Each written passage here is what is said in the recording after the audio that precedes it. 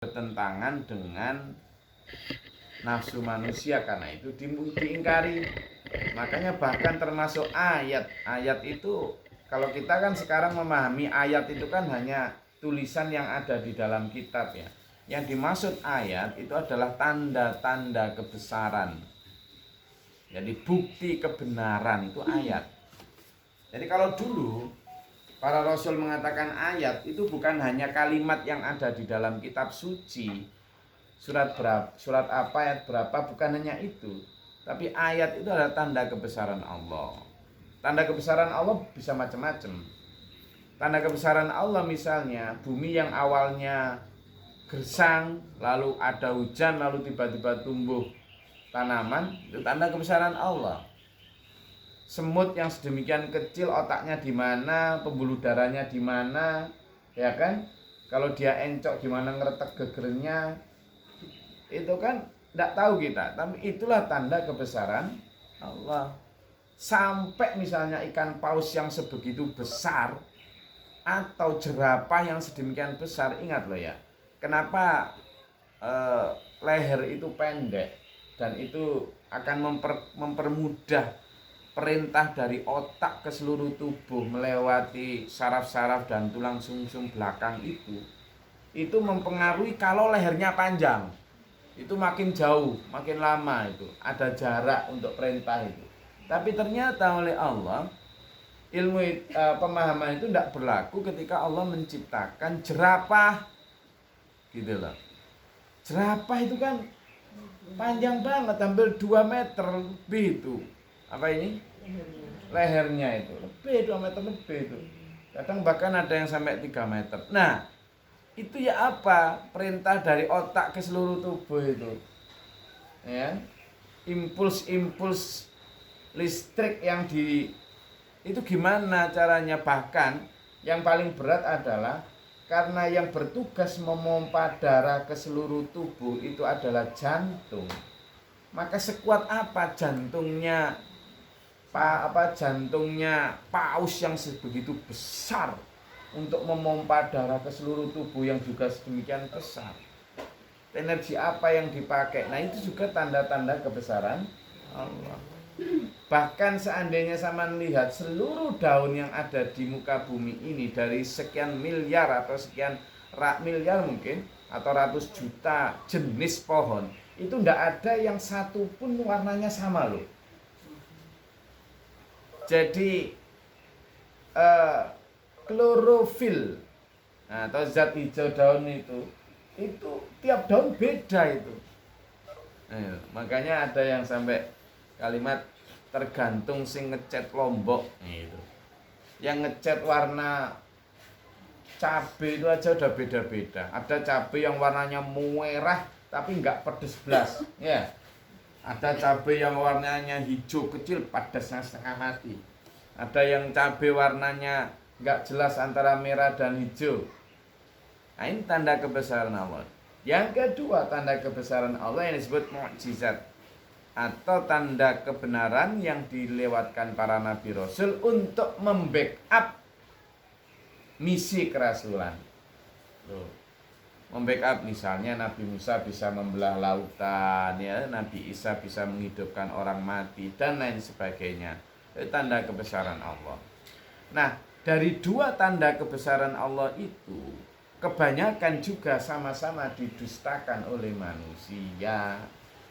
Gitu loh. Manusia tidak kunjung ngomong subhanallah, Allahu Akbar, mengagumi Allah meskipun ada begitu banyak kehebatan alam raya ini. Manusia juga tidak lalu beriman kepada Nabi Isa ketika tahu Nabi Isa bisa menghidupkan orang mati, ketika tahu Nabi Musa bisa membelah lautan. Tidak kok terus iman. Makanya dalam salah satu ayat disebutkan, seandainya malaikat diturunkan dan orang mati dihidupkan untuk bersaksi tentang satu kebenaran, maka belum tentu orang itu nggak akan beriman juga.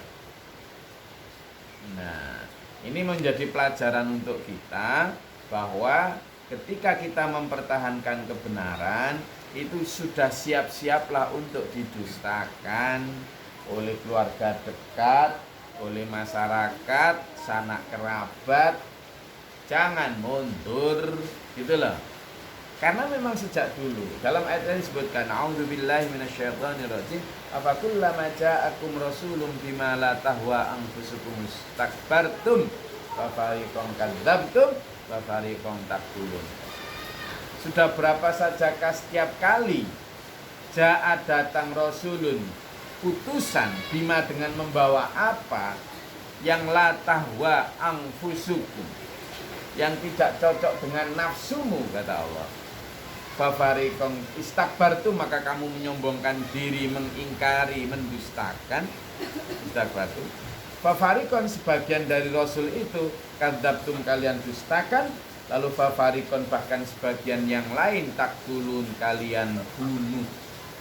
Nah, kenapa? Karena bima la tahwa anfusukum tadi.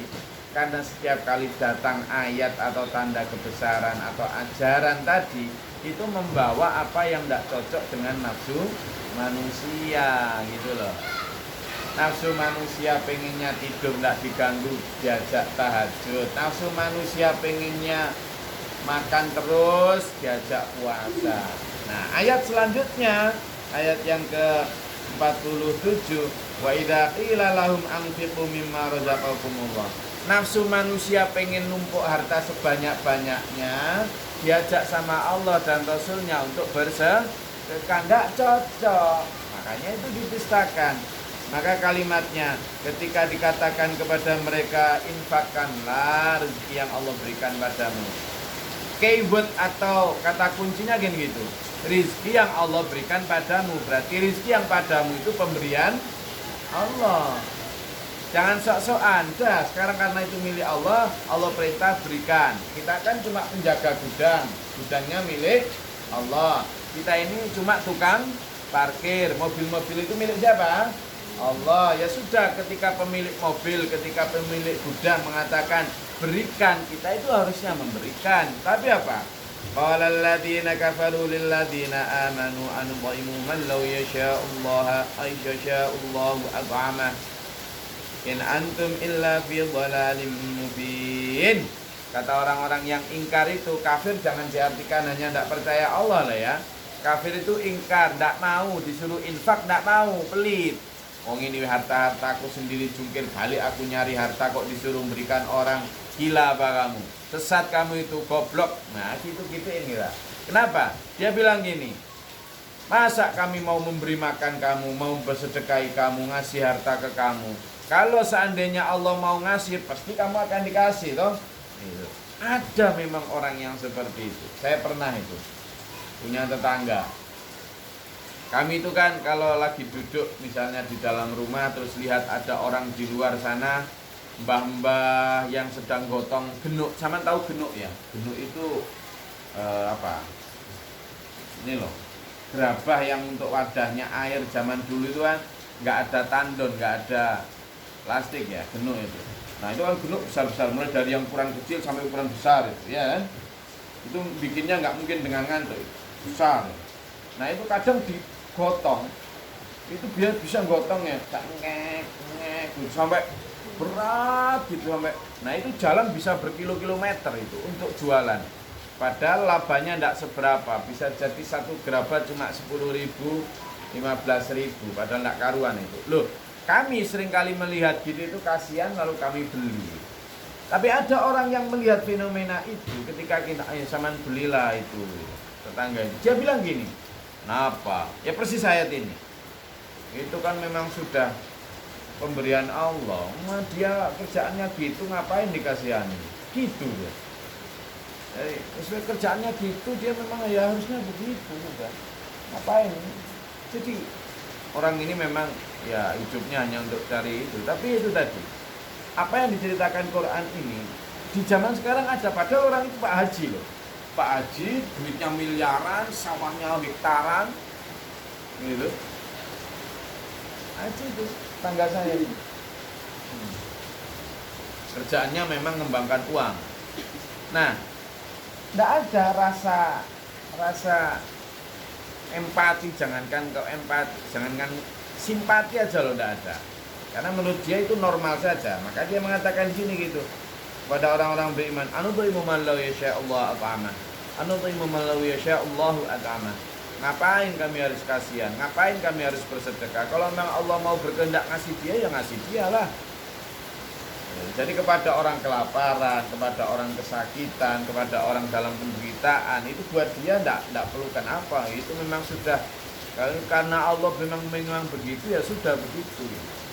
Malah orang-orang beriman yang menyeru kepada mereka untuk bersedekah dibilang kalau mereka ini sesat. Orang-orang beriman dhalal mubin, sesat yang nyata. Jadi orang-orang beriman dulu malah dibalik oleh orang-orang yang ingkar bahwa kalian sesat. Jadi kalau kita sekarang misalnya di Tabanan atau di mana lalu SPMA dibilang sesat karena selalu ngajak puasa sunnah, karena selalu ngajak untuk bersedekah, karena selalu ngajak kembali kepada ajaran Allah yang murni, ya, lalu mengajak untuk tangga bencana, untuk bakti sosial apa, lalu tidak cocok dengan nafsu, terus sekarang kita dibilang sesat, kita dibilang gini gitu, wis payah, gitu aja, ya toh. Udah, shadaqallahul adzim, maha benar Allah dengan segala firman-Nya, karena ternyata cocok dengan firman-firman Allah yang ada di ayat ini. Ya terakhir, wa yaquluna mata hadzal wa'du in kuntum shadiqin. Dan mereka dengan sombong mengatakan, sudah mana katanya janji kebangkitan kiamat itu mana? Mana katanya kalau kami nggak mau sedekah nanti akan disisa mana? Kalau kamu memang benar coba tunjukkan buktinya, tak tunggu ini gitu. Jadi orang-orang yang tidak mau bersedekah, orang-orang yang tidak mau percaya pada kebenaran, itu kadang malah diberi Allah kelancaran, hati-hati. Lancar malahan. Nah, makanya mereka kemudian sombong, nantang-nantang kayak gitu.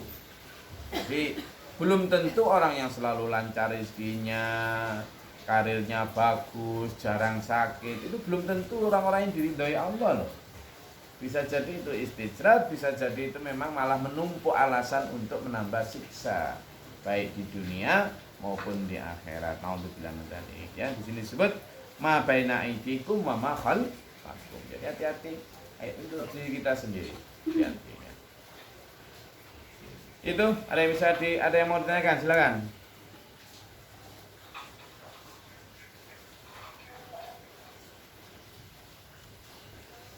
Saya tanyakan.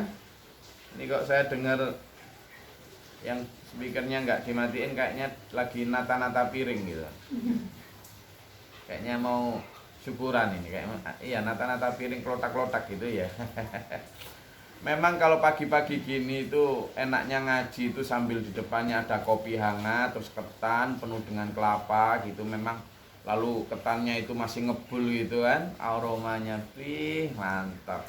Soalnya ngaji itu harus ada gitunya memang untuk memberi suplemen tambahan. Ayo, nah, nanti saya coba besok tak nyoba bikin, terus tak tunjukkan ketannya itu. Mungkin yang ngantuk-ngantuk bisa jadi bangun, ya kan? Mungkin yang kameranya dimatiin itu karena dengerin sambil leyeh-leyeh gitu kan. Nah, itu bisa bangun karena aroma ketannya itu tercium lewat sinyal Webex. Oke, silakan, ada yang tanyakan, monggo.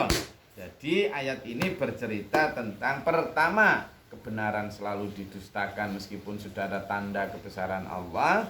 Yang kedua, tentang tidak adanya empati dan simpati orang-orang yang ingkar itu terhadap diri lain. Yang ketiga, yaitu tadi keengganan untuk bersedekah, padahal semua yang dia miliki itu sebenarnya milik Allah. Bahwa kita ini hanya penjaga gudang, isi gudang bukan milik kita. Kita ini hanya tukang parkir, mobil motor di situ bukan milik kita, tapi kita ini sok-sokan menjadi milik pemilik. Waktu pemiliknya mau ambil malah petengkang-petengkeng, enggak boleh. Lu siapa? Tong. Coy. Sok-sokan sertifikat ditulis nama, sertifikat pemilik. Oh, siapa? Chandra. Siapa kita itu, ya kan? Nama pemilik BPKB, Juwarno. Kita lu siapa? Ya kan? Jadi nama pemilik rekening, pemilik deposito siapa? Oh, Syekh Hartoyo. Siapa kita itu ya? Jadi kita ini bukan siapa-siapa, ndak punya apa-apa, bukan apa-apa. Makanya jangan sok-sokan ya. Dah, ada yang tanyakan? Monggo silakan. Sebelum saya keluarkan ketan sama kopi. Ada? Oke, kalau nggak ada, karena di Bali sedang hujan gerimis, cuacanya ini bikin apa? Harusnya bikin optimis dong. Bikin optimis, makin meringis karena ekonomi lagi kempis. Saya tahu kok sampean ini, kecuali pegawai negeri ya. Yang udah swasta ini rata-rata nangis saben berdoa aku cuma ambekan gede nafasnya gitu. Jangan diteruskan, nanti sesak napas nanti ya. Ekonomi sudah seperti ini ya sudahlah, wis dinikmati aja. Caranya gimana penghematan? Kalau kemarin makan 1 piring, sekarang setengah piring aja. Atau kalau mau lebih barokah, puasa. Bikin puasa meskipun puasa terpaksa. Enggak apa-apa, niati puasa wis. Anak-anak diajak puasa, nanti lah nggak jajan, nanti lah pengiritan ya.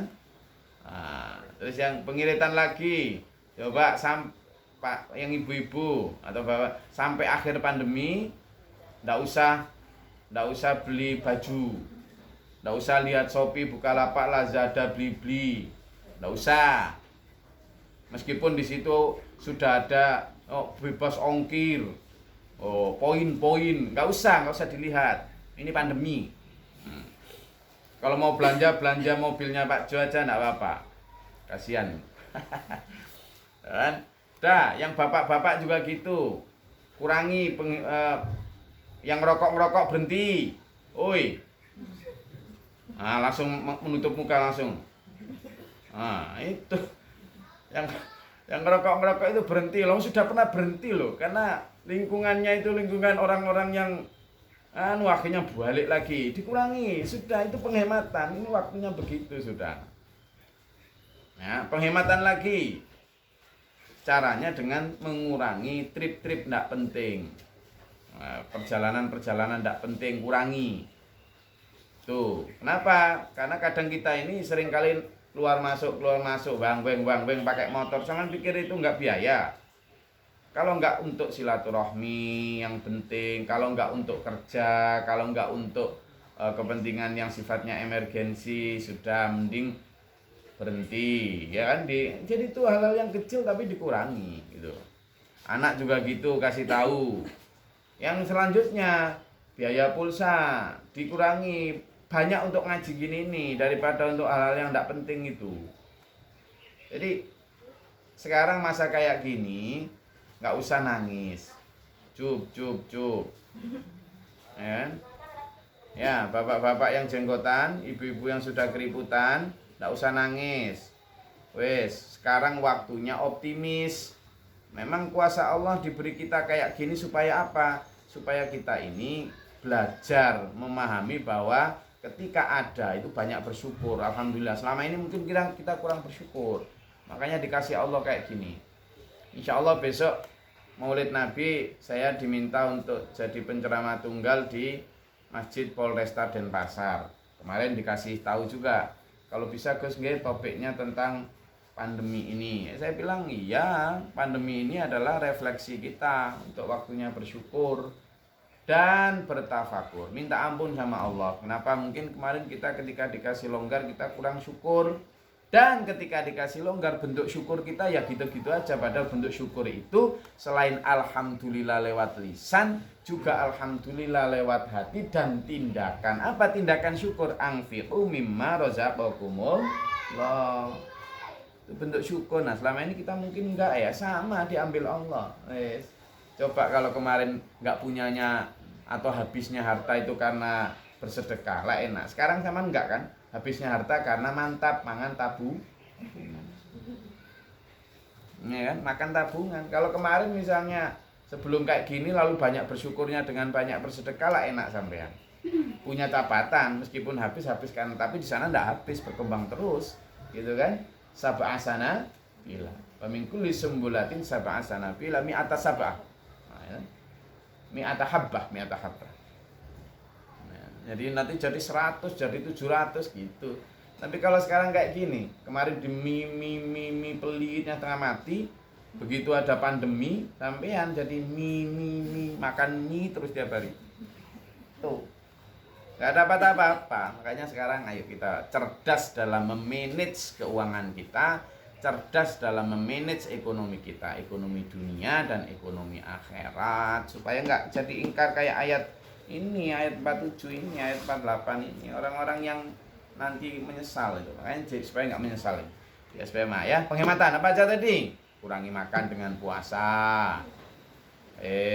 Kalau puasa saman kan malas sahur, akhirnya kan ya nggak pakai minyak goreng, nggak punya apa, itu penghematan. Jadi sebenarnya itu enak saman. Kalau puasa kan cukup dengan air hangat, pisang satu buang satu tandan, satu ini aja. Podo ae kalau pisang satu tandan, pisang satu itu aja, pisang hijau sama sesendok madu, sudah kuat itu. Nanti ketika buka puasa juga gitu, sebelum buka ya kita cukup dengan kurma 2 ya, air hangat, sudah alhamdulillah. Nanti makan sudah makan nasi ya seadanya sudah teman. Besoknya puasa lagi itu enak. Oh irit sampean, irit. Nah sudah, dengan cara tidak membuka Lazada, Bukalapak. Saya tidak mengajak antipati, nanti saya disomasi ya. Maksud saya buka toko-toko itu loh sampean, biar nggak pengen belanja, hemat. Sudah ya, singkirkan di otaknya itu ongkir bebas, poin alalah apa aja itu. Nah, silakan sampean buka Lazada, Bukalapak, Shopee, Blibli apa lagi gitu. Tokopedia apa, silakan, saya juga sering kok buka itu. Tetapi untuk hal yang memang benar-benar penting. Ya, ketika kita ingin membuka dan menyampaikan ajaran, butuh laptop apa segala macam, cari di sana, beli, enggak apa-apa. Tapi kalau ketika kita bagus ya motifnya, kamu nanti mati. Udah dikurangi. Bepergian juga begitu, untuk hal-hal yang enggak penting. Ayo JJS jalan-jalan sore. Apa sudah, kalau enggak penting sama ini udah lagi enggak punya duit, jangan gaya. Kalau mau rekreasi ya ke belakang rumah, bikin tenda di belakang rumah, terus pura-pura kayak di gunung kan bisa. Udah gitu aja.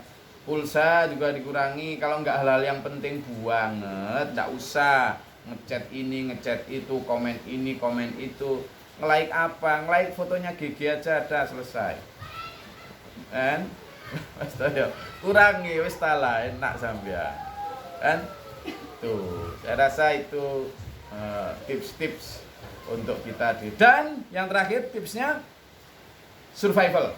Nah, itu kalau dalam ilmu ekonomi diversifikasi. Jadi kalau kemarin sekarang misalnya jualan kayak Pak Jo, otomotif lagi memble, ya sudah langsung cari apa ini kira-kira. Oh, saya enaknya jualan gunung aja.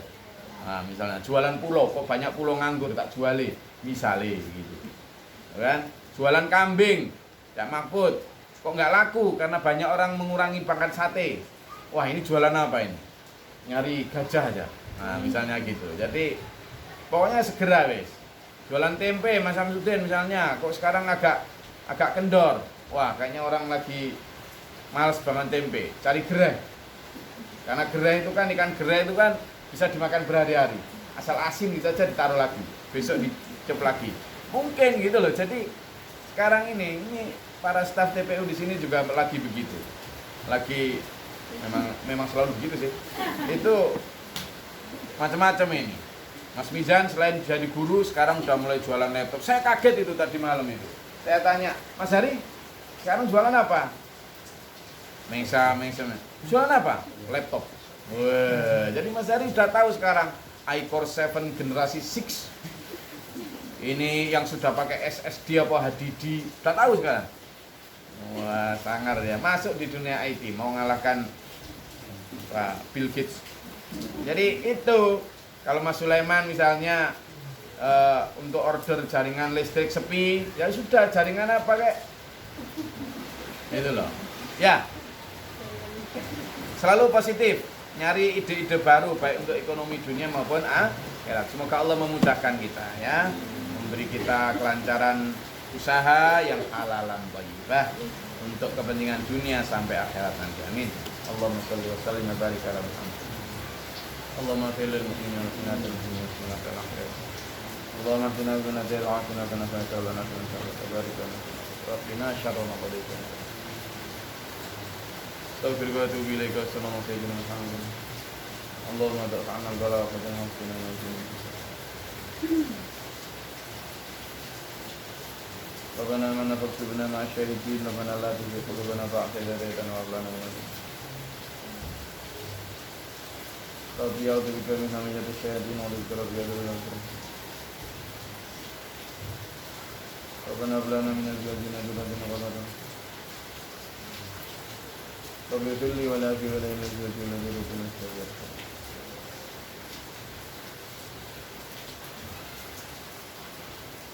Assalamualaikum warahmatullahi wabarakatuh. Allahumma rahamna bil Qur'an